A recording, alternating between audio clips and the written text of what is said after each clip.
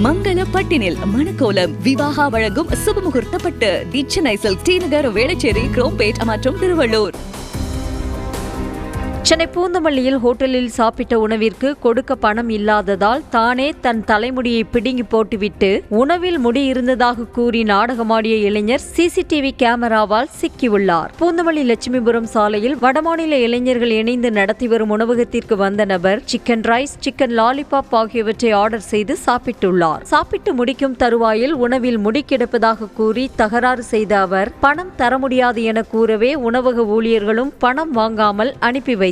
இருப்பினும் சந்தேகத்தின் பேரில் சிசிடிவி காட்சிகளை ஆய்வு செய்தபோது அந்த நபர் தனது தலைமுடியையே பிடுங்கி உணவில் போட்டுவிட்டு நாடகமாடியது தெரிய வந்தது.